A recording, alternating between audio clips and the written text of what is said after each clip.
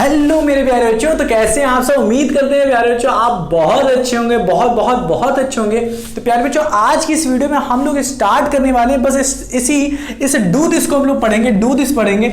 हम लोगों ने डायरेक्ट प्रोपोर्शन पढ़ डाला पूरा, हम लोगों ने डायरेक्ट क्वेश्चन पूरा पढ़ डाला, एक्सरसाइज भी पूरी वीडियो हर एक क्वेश्चन को कर डाला, ठीक है। अब हम लोग उसी के जस्ट नीचे एक क्वेश्चन दिया है डू दिस, इसको करने जा रहे हैं। यहां से आप बहुत अच्छी खासी चीजें सीखने वाले हो, इसलिए मैं करवा रहा हूं, हर चीज करवा रहा हूं मैं, ताकि आपको कुछ भी दिक्कत हो, एक भी क्वेश्चन में दिक्कत हो, फटाक से वीडियो देख के आप समझ जाओ, ठीक, कहीं भी भटकने की जरूरत ना पड़े।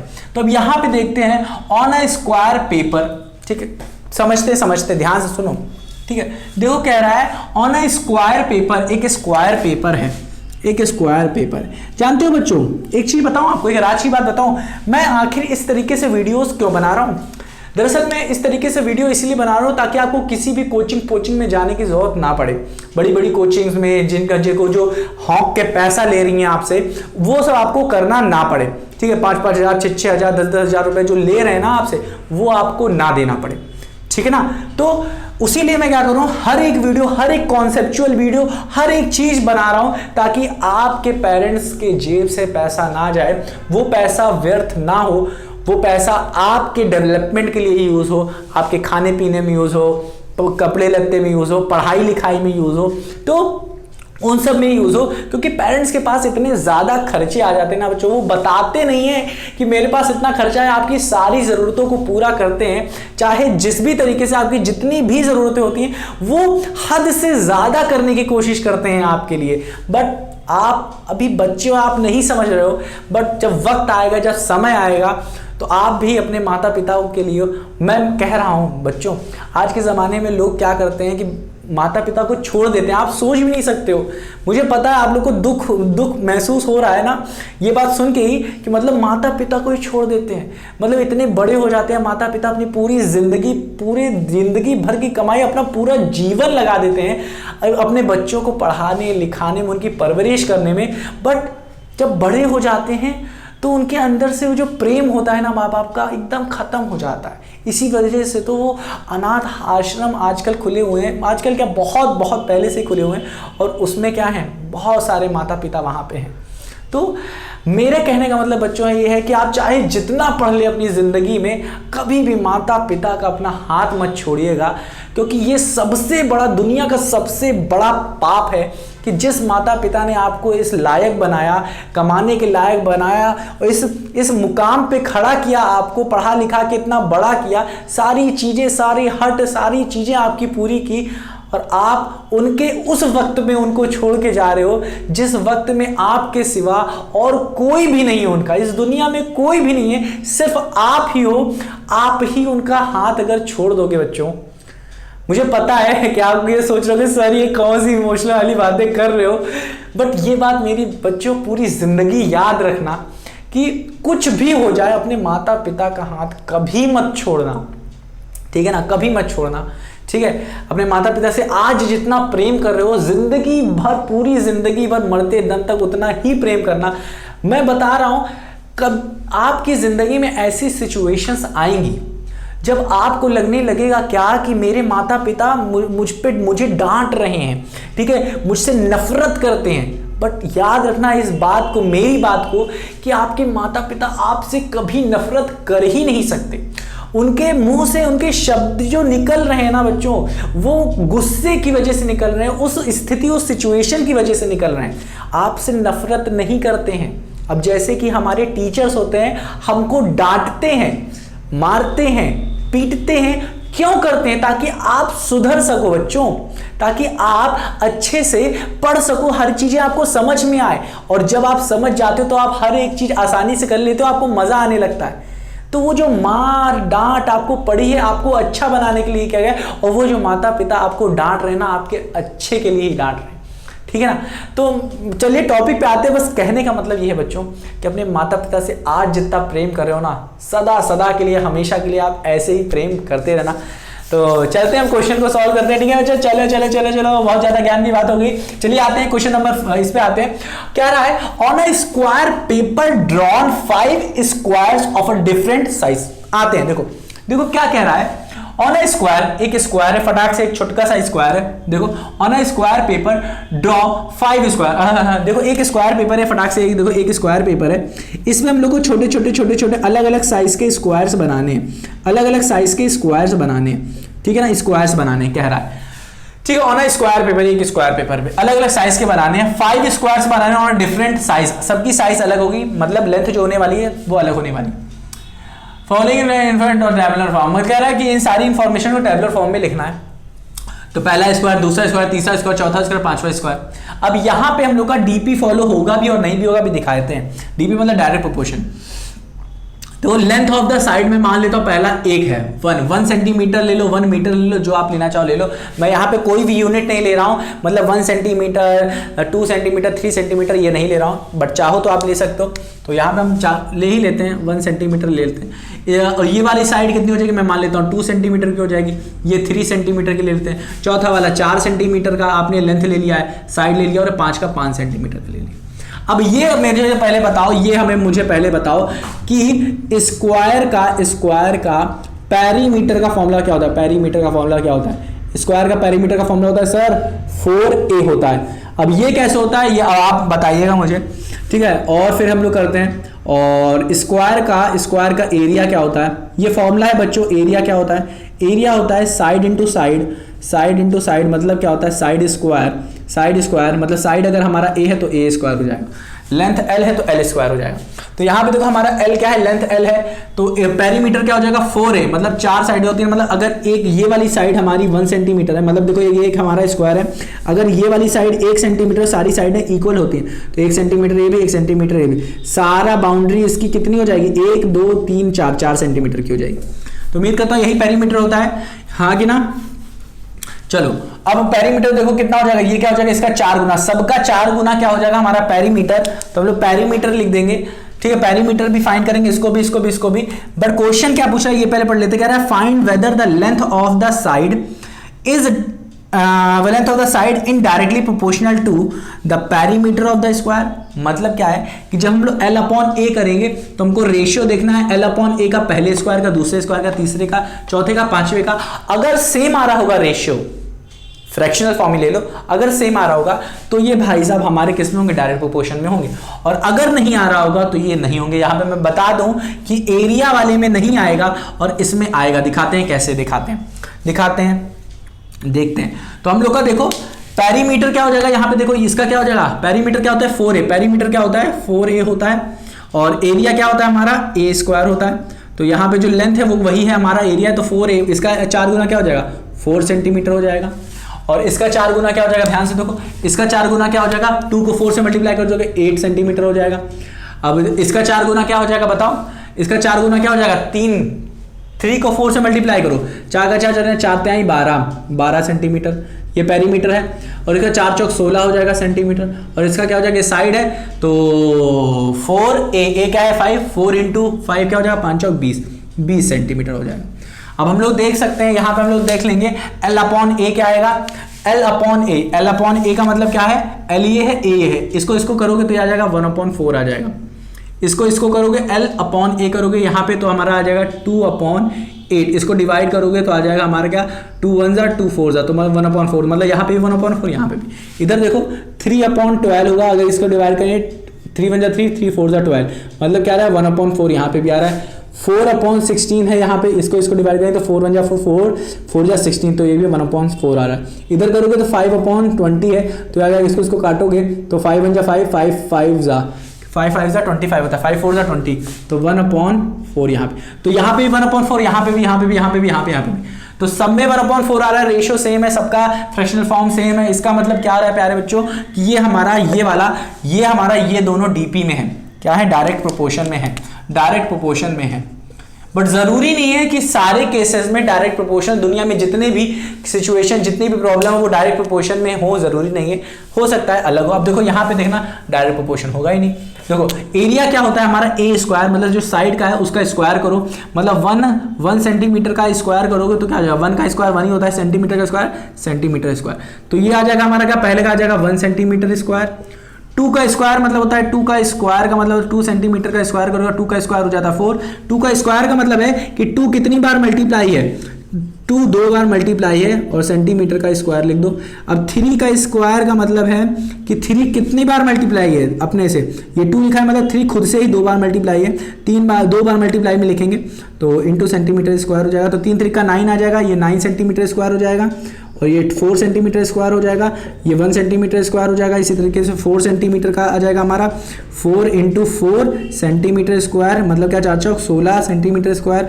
5 सेंटीमीटर स्क्वायर का निकालोगे बच्चों तो ये 5 × 5 सेंटीमीटर स्क्वायर, मतलब 5 × 25 सेंटीमीटर स्क्वायर। तो यहाँ पे आप लिखना शुरू कर दो, ये 1 सेंटीमीटर स्क्वायर और ये क्या आ जाएगा अपना 4 सेंटीमीटर स्क्वायर ये आ जाएगा, ये 9 सेंटीमीटर स्क्वायर आ जाएगा, ये हमारा चार चौक 16 सेंटीमीटर स्क्वायर आ जाएगा और ये हमारा 25 सेंटीमीटर स्क्वायर आ जाएगा।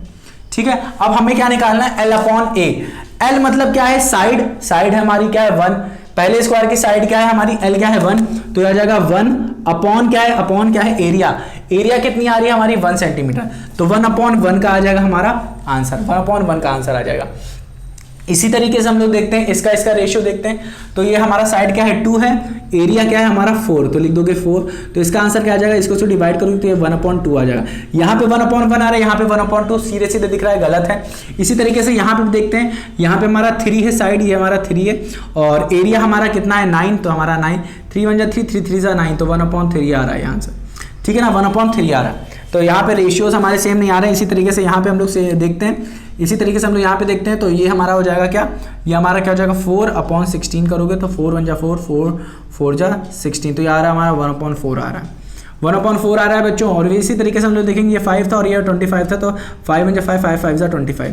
तो यहाँ से हम लोग एक चीज समझ में आ जाता है कि ये हमारा डायरेक्ट प्रोपोर्शन में नहीं है, ये हमारा डायरेक्ट प्रोपोर्शन में ये नहीं है। तो ये चीज हमें चेक करनी होती है तभी हम बता पाएंगे। तो यहाँ से हम लोगों ने सीख लिया क्या कि ये डायरेक्ट प्रोपोर्शन में नहीं है। आप ये कह सकते हो find whether the length of the side in direct proportion to the perimeter of the area, तो ये कहोगे यस इट इज और ये कहोगे नो ये नहीं है। समझ में आया कि नहीं, क्योंकि ये फॉलो नहीं कर रहा है, क्या नहीं फॉलो कर रहा है, x1/y1 equals to x2/y2 equals to x3/y3 equals to x4/y4 equals to x5/y5, ये फॉलो नहीं कर रहा है, यहाँ पे काट दो, ये फॉलो नहीं कर रहा है, तो ये do not follow this condition. तो ये हमारा पहला हो गया। अब हम लोग सॉल्व करने वाले हैं इसी डू दिस का क्वेश्चन नंबर 2। तो फटाक से इसको लिखो, मैं फटाक से इसको रब करके तुरंत लिखता हूं क्वेश्चन नंबर 2। हाँ तो मेरे नन्हे मुन्ने प्यारे बच्चों, ये है हमारा क्वेश्चन नंबर 2। जल्दी जल्दी करते हैं। मैंने यहाँ पे अभी भी देखा हमारे कैमरे में क्या है, बैटरी बहुत ज्यादा कम है, तो फटाफट सॉल्व करते हैं ताकि आपका ये सॉल्व हो जाए। तो यहाँ पे देखो क्वेश्चन नंबर 2 में कह रहा है कि हलवा बनाना है 5 लोगों के लिए, हलवा बनाना है भाई साहब, मजा आ जाएगा खा के।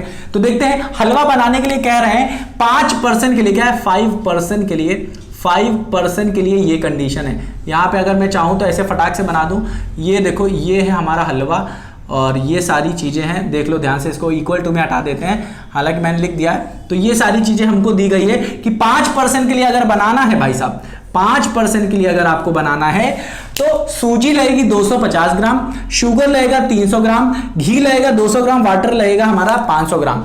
तो कह रहे हैं कि यूजिंग दिस कॉन्सेप्चुअल प्रोपोर्शन, ये जो यहाँ पे दिया गया है पूरा, estimate the change in the quantity of the ingredient to prepare halwa for your class. आप अपने क्लास के लिए अब बना रहे हो, मतलब पर्सन में मान लेता हूं क्या है, अब आपको बनाना है अपने किसके लिए, अपने क्लास के बच्चों के लिए बनाना है, मतलब अपने क्लास वाले बच्चों के लिए बनाना है, क्लास के लिए।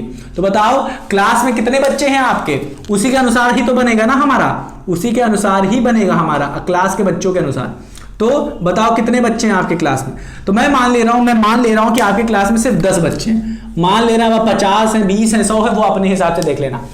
तो अगर आपके क्लास में 10 बच्चे हैं, सुनना ध्यान से सुनना, अब क्या कर रहे हैं हम, अगर ये हमारा x1 है, ये अगर हमारा x है और ये वाली पूरी वैल्यूज हमारी y है, मतलब ये y1 है, ये y2 है, ये मतलब ये y वाली वैल्यूज है, ये y वाली वैल्यूज है, ठीक है। तो ये भी ये हलवा वाली ये y है, ये भी y है, ये भी y है, ये भी y है, ठीक है ना, ये सारी वैल्यूज y है, क्योंकि हलवा चेंज हो रहा है, ये सारी चीजें हम लोग देखेंगे। तो कह रहा है कि अगर 5% से 10% हो जाए, 5% से 10% हो जाए, मतलब एक क्वांटिटी। अब देखो ये बताओ, अगर हलवा जो है, हलवा ज्यादा कब हो जाए, कब कब बनेगा ज्यादा, जब कम लोग होंगे या ज्यादा लोग होंगे। 5 लोग अगर 2 kg हलवा खा रहे हैं, 2 kg हलवा कर रहे हैं, तो अब अगर पर्सन बढ़ा दें हम, मतलब 5 की जगह अगर मैं 100 कर दूं, 100%, तो इन 100% के लिए हलवा ज्यादा लगेगा ना, हलवा ज्यादा लगेगा, तो इंग्रेडिएंट्स भी ज्यादा लगेंगे। इसी तरीके से यहाँ पे 5% के लिए दिया गया है ये इंग्रेडिएंट्स। अब पर्सन को मैं बढ़ा दूं, ये देखो 5% से 100% कर दूं, तो इंग्रेडिएंट्स सब ज्यादा लगने लगेगा, दूध ज्यादा लगेगा, पानी ज्यादा लगेगा, घी ज्यादा लगेगा, शुगर ज्यादा लगेगा, रवा ज्यादा लगेगा, मतलब सूजी है क्या सर, नहीं सूजी नहीं है। अब यहाँ पे देखो क्या है, सूजी यहाँ पे सूजी है चलो यहाँ पे सूजी देख लेते हैं, ठीक है। तो रवा बोलेंगे, अब सूजी नहीं है तो अब मजा ले हो गए। अब क्या है, रवा क्या है 250 ग्राम, तो 250 ग्राम में अब देखो हम लोग यहाँ से डायरेक्ट करना शुरू करेंगे, आप चाहो तो कर सकते हो। यहाँ पे अभी हमें एक तरीका बता देंगे, ये हमारा क्या हो जाएगा y2 बन जाएगा, ये हमारा y2 हो जाएगा। इसी तरीके से ये शुगर वाला y2 हो जाएगा, इसी तरीके से ये हमारा घी वाला y2 हो जाएगा, इसका भी हमारा y2 हो जाएगा। तो यहाँ पे हम लोग चाहें तो डायरेक्ट फटाक से निकाल सकते हैं कि ये 5% कितने टाइम्स बढ़ रहा है, 5 से 10 टाइम हो जा रहा है, 5 से 10% हो जा रहे हैं, 5 से 10% हो जा रहे हैं, तो कितना बढ़ रहा है, यहाँ पे देखो 5 से कितना बढ़ जा रहा है 10 टाइम्स कह रहे हैं, 5 से 10 हुआ तो कितने टाइम्स बढ़ा है, 2 टाइम्स बढ़ा है। पर्सन अगर 2 टाइम्स बढ़ गए तो इंग्रेडिएंट्स भी 2 टाइम्स बढ़ जाएंगे। तो 250 है तो इसका अगर मैं 2 टाइम्स कर दूं, इंटू 2 कर दूं, तो ये क्या हो जाएगा 250 की जहां हमारा कितना आ जाएगा, 2 टाइम्स करो तो 500 हो जाएगा। इसका 2 टाइम्स करोगे, इसका 2 टाइम्स करोगे तो आ जाएगा हमारा 600 हो जाएगा। इसका 2 टाइम्स करोगे तो ये हमारा 400 आ जाएगा। 400 ग्राम 4 ये 500 ग्राम लगेगा रवा, किसके लिए 10 लोग के लिए। शुगर लगेगा 600 ग्राम 10 लोग के लिए। घी लगेगा 400 ग्राम 10 लोग के लिए। वाटर लगेगा 1000 ग्राम 1000 ml लगेगा, किसके लिए 10 लोगों के लिए। बट इसी चीज को अगर आपको निकालना होता फॉर्मूले से तो कैसे निकालते, ये हमारा x1 था, हमारा ये हो जाएगा x1 और ये हो जा रहा है x2 हो जा रहा है, ठीक है। अब ध्यान से देखना, हम लोग लगाते x1 upon y1 equals to x2 upon y2, ठीक है। पहले के लिए हम लोग निकालते कैसे, ये वाला y2 रवा निकालते, रवा के लिए अगर हम लोग निकालते, रवा के लिए निकालते तो यही फॉर्मूला यूज करते। क्या करते, x1 अपॉन y1, x1 की वैल्यू क्या है प्यारे बच्चों 5, और y1 की वैल्यू क्या है हमारी, y1 की वैल्यू है हमारी 250 है। और हमारा फिर देखो क्लास में कितने बढ़ गए, ये 10 हो गया है, और हमें चाहिए रवा सेकंड, 10 लोग के लिए रवा कितनी लगेगी। तो अब ये हमारे सॉल्व करेंगे तो y2 को इधर ले लो, y2 इधर हो जाएगा, 250 इंटू 10 हो जाएगा, और अपॉन में आ जाएगा 5 1 5 5 2 10 हो जाएगा। अब इसको क्या हो रहा है, 250 का कितना बड़ा हो रहा है, 2 हो जा रहा है, तो 250 इंटू 2 का हो जाएगा 500 ग्राम। यह आ जाएगा y2 की वैल्यू आ जाएगी, क्या आ जाएगी y2 की वैल्यू। इसी तरीके से रवा निकला, इसी तरीके से हम लोग शुगर निकालेंगे तो शुगर के लिए भी सेम फॉर्मूला यूज होगा, क्या x1 upon y1 equals to x2 upon y2, ठीक है ना। तो हमारा देखो x1 क्या है हमारा बच्चों 5 है, y1 क्या है हमारा, y1 हमारा क्या, अब इसके लिए देखना, इसके रवा वाला हो गया। अब शुगर के लिए देखो तो यहाँ पे y1 की वैल्यू क्या हो जाएगा 300, तो हम यहाँ पे लिखेंगे 300, और x2 की वैल्यू क्या है, x2 हमारा सीधा 10 है, और हमारा y2 क्या है, y2 हमें क्या करना है, निकालना है, तो y2 निकालोगे तो y2 इक्वल्स टू क्या हो जाएगा हमारा 10 इंटू 300 अपॉन में 5, इसको करोगे 5 का 5 दूनी 10, ये आ जाएगा 600। तो यहाँ पे देख लो 600 आ रहा है कि किस तरीके से हमने किया था, ट्वाइस कर दिया था। इसी तरीके से घी का भी निकालोगे तो अब यहाँ पे अगर मैं घी कर दूं GHE घी कर दूं तो ये फॉर्मूला तो सेम रहेगा, 5 अपॉन ये भी रहेगा, y2 निकालना रहेगा, बस ऊपर ये क्या होगा घी चेंज हो जाएगा, ठीक है। ये चीज़ चेंज हो जाएंगी, ये चीज़ चेंज हो जाएगी, नहीं ये तो सेम रहेगा, ये चीज़ सेम रहेगा, बस हमें क्या निकालना है y2 निकालना है, और ये हमारा ऊपर वाली वैल्यूज क्या हो जाएगी, अरे सही कर रहे हैं कि नहीं कर रहे हैं, x1 अपॉन ये हो जाएगा x1, अच्छा हाँ ये सब हट जाएगा, ये सब हट जाएगा। क्या होगा x1 की वैल्यू हो जाएगी हमारी 5 हो जाएगी, और हम घी के लिए निकाल रहे हैं तो ये आ जाएगा 200 आ जाएगा, इक्वल्स टू हमारा क्या हो जाएगा वो 10 अपॉन y2 निकालेंगे तो ये हमारा घी के लिए हो जाएगा। घी के लिए क्या हो जाएगा, ये हो जाएगा हमारा क्या हो जाएगा 200 इंटू 10 अपॉन 5 हो जाएगा, जिसको हम लोग 400 ग्राम आ जाएगा यहाँ से, ठीक है। इसी तरीके से हम लोग निकालेंगे, वाटर के लिए भी निकालेंगे, वाटर के लिए भी सेम फॉर्मूला यूज होगा। तो x1 की वैल्यू हमारी क्या है, हमारी 5 अपॉन 5% है, और 5% के लिए हमारा वाटर कितना लग रहा है, हमारा 500, तो लिखोगे 500 इक्वल्स टू x2 की वैल्यू कितनी है हमारी 10, नंबर ऑफ पर्सन्स क्या है 10, और उनके लिए निकालना है हमें y2 की वैल्यू, तो y2 की वैल्यू क्या आ जाएगी 500 इंटू 10/5, तो 5 का 5 5 10, 500 को 2 से करोगे तो 1000, तो ये आ गया 1000 हमारा क्या हो जाएगा ml ऑफ वाटर यूज होगा। तो सबके लिए हमने फटाक से यही फॉर्मूला लगाया है, क्योंकि हमें पता है कि अगर नंबर ऑफ पर्सन खाने वाले ज्यादा हो जाएंगे तो इंग्रेडिएंट्स भी ज्यादा लगाना पड़ेगा, रवा ज्यादा, पानी ज्यादा, दूध ज्यादा, घी ज्यादा, शुगर ज्यादा, यही सब ज्यादा लगाना पड़ेगा। तो उम्मीद करता हूं प्यारे बच्चों आपको आया होगा ये क्वेश्चन नंबर 2। अब देखते हैं कि क्वेश्चन नंबर 3 में क्या कह रहा है, इसे फटाक से नोट करिए, फटाक से नोट करिए बच्चों, नहीं तो क्या हो जाएगा, बंद हो जाएगा। हाँ तो प्यारे बच्चों मैंने सब कुछ रफ कर दिया। क्वेश्चन नंबर 3 मैंने यहां पे लिख दिया है, डू दिस का कह रहा है कि चूज अ स्केल, एक स्केल चूज करिए and make a map of your classroom showing Windows, door, black board etcetera given here. सुनो, क्या इसमें ज्यादा कुछ सॉल्व करने के लिए नहीं कहे, इन्होंने कहा आप क्या करिए, अपने क्लासरूम का क्या करना है, आपको अच्छे से मैप तैयार करना है। मैप क्या, आपको बस एक क्या करना है, एक फटाक से ऐसे ऐसे करके एक चित्र बना लेना है और आपको फिर देखना है अपने चारों तरफ कि किस साइड हमारे पास विंडो है। अगर विंडो इस साइड है तो आपको विंडो बनानी है, यहां पे कहोगे एक विंडो इधर है, और अगर 4 विंडो है तो आप कहोगे 4 विंडो है इधर, हाँ कि ना, अगर 2 है तो 2 विंडो कहोगे। ब्लैक बोर्ड कह रहा है, ब्लैक बोर्ड भी कह रहा है, अगर ब्लैक बोर्ड इस साइड है मतलब सामने साइड है तो आप कहोगे यहाँ पे ब्लैक बोर्ड है सर जी, यहाँ पे आप ब्लैक बोर्ड है, ठीक है। यहाँ पे बना के दिखाए हैं, ये तो एक एग्जांपल दे दिए, आप अपने क्लासरूम के तरीके से बनाइएगा। यहाँ पे ब्लैक बोर्ड है और इधर मैं मान लेता हूँ कि एक डोर है, यहाँ पे डोर, और इधर एक और डोर है, ठीक है, यहाँ पे एक और डोर है, तो यहाँ पे डोर है, यहाँ पे डोर है, इधर से भी आते हैं सब, इधर से भी आते हैं सब, ठीक है ना। और पीछे साइड कुछ भी नहीं है, ना अपने पास डोर है, ना अपने पास खिड़की है, ना कुछ है, तो बस इतना ही है अपने पास और कुछ नहीं, ठीक है ना, समझ में आ गया। तो मेरे हिसाब से ये हो गया, तो हमारे पास क्या हो गया, डोर भी हो गया, विंडो भी हो गया और ये भी हो गया, ब्लैक बोर्ड भी हो गया। तो अपने पास इतना ही था। अगर लेंथ वेंथ देखना चाहो कि कितनी बड़ा है तो आप एक बार नाप के देख लो, स्केल देख लो, मीटर वाली स्केल ले लो या सर से पूछ लो कितना मीटर है तो फिर लिख दो। जैसे यहाँ पे 4.5 है तो आपको मान लेते बड़ा कमरा है 10 मीटर का है, सर कितना बड़ा बता दिया आप। तो इस तरीके से आपको बस मैप बनाना था यहाँ पे और कुछ भी नहीं करना था। तो डू दिस हम लोगों ने बहुत ही अच्छे तरीके से फटाक से कंप्लीट कर दिया।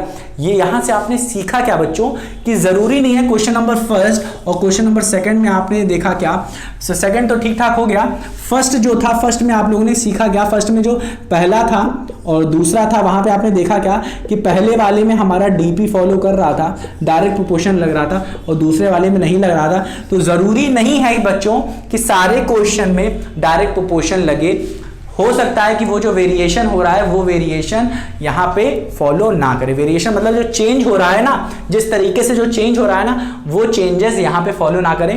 तो हमने पहले ही बताया था कि हमें कुछ स्पेसिफिक कंडीशन पढ़नी है।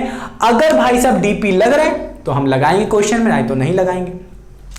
अगर इनवर्स प्रोपोर्शन वाला लग रहा है तो इनवर्स वाला लगाएंगे। तो उसके लिए हमें समझना पड़ेगा भाई साहब कि डीपी क्या होता है अच्छे से, और इनवर्स प्रोपोर्शन क्या होता है, डायरेक्ट प्रोपोर्शन क्या होता है, इनवर्स प्रोपोर्शन। अगर आपको नहीं पता तो वीडियो नंबर फर्स्ट है प्यारे बच्चों और वीडियो नंबर सेकंड, इस चैप्टर की वीडियो नंबर फर्स्ट और वीडियो नंबर सेकंड, इसमें मैंने समझाया है डीपी डायरेक्ट प्रोपोर्शन और साथ ही साथ मैंने समझाया इनवर्स प्रोपोर्शन भी पहली वीडियो में, ठीक है ना, अपने हिसाब से बताया। और फिर वीडियो नंबर सेकंड में मैंने एनसीईआरटी में किस तरीके से डायरेक्ट प्रोपोर्शन समझाए हैं वो समझाया है। तो उम्मीद करता हूं प्यारे बच्चों आपको बहुत ही अच्छे तरीके से डू दिस आया होगा। अब हम लोग सॉल्व करेंगे एग्जाम्पल, ट्राई दिस, जो भी है वो सारी चीजें देखेंगे, एक बार देख लेते हैं और सारी चीजें क्या है, इसके बाद हम लोग फिर बाद में स्टार्ट करेंगे। तो यहाँ पे हम लोग फटाक से खोल लेते हैं और खोलने के बाद देखते हैं फिर क्या कह रहा है। देखो एक थिंक एंड डिस्कस जस्ट नीचे इसके दिया है, कह रहा है थिंक एंड डिस्कस में take a few problems discuss so far under direct variation, do you think that they can be solved by unitary method? और भाई साहब ध्यान से देखो, take a few example discuss so far under direct variation, do you think that they can be solve by unitary method. और भाई साहब अभी तक हम लोग क्या कर रहे थे, हम लोग 2-2, 3-3 तरीका देख रहे थे ना डायरेक्ट प्रोपोर्शन को सॉल्व करने का। और मैंने सबसे पहली वीडियो में एक्सरसाइज 11.1 के पहले या दूसरे क्वेश्चन में ही मैंने बताया था कि भाई साहब क्वेश्चन को सॉल्व करने का एक और तरीका होता है, वो क्या होता है, यूनिटरी मेथड होता है, यूनिटरी मेथड होता है, वही मैंने आपको समझाया था। तो वहीं पे हाँ बच्चों डायरेक्ट वेरिएशन का जो हम लोग, इसका आंसर क्या है, एकदम सही है। थिंक एंड डिस्कस का इसका मतलब क्या है कि हाँ बिल्कुल सही है कि हाँ डायरेक्ट वेरिएशन जो डायरेक्ट प्रोपोर्शन होता है उसको हम लोग कैसे सॉल्व कर सकते हैं, यूनिटरी मेथड भी लगा के। तो मेरे नन्हे मेरे प्यारे बच्चों मिलते हैं अपनी अगली वीडियो में, अपना ख्याल रखना। थिंक एंड डिस्कस भी खत्म हो गया हमारा, यहाँ पे कुछ नहीं था, आपको समझ में आ गया होगा। तो मिलते हैं अपनी अगली वीडियो में, अपना ख्याल रखना और रिवाइज करना मत भूलना, क्योंकि रिवाइज नहीं करोगे तो भूल हो जाओगे, भुला जाओगे। तो रिवाइज करते रहो। मिलते हैं अपनी अगली वीडियो में, अपना ख्याल रखो, खेलो कूदो मस्त रहो, कार्टून देखो बट कम देखो। मिलते हैं अपनी अगली वीडियो में, अपना ख्याल रखना।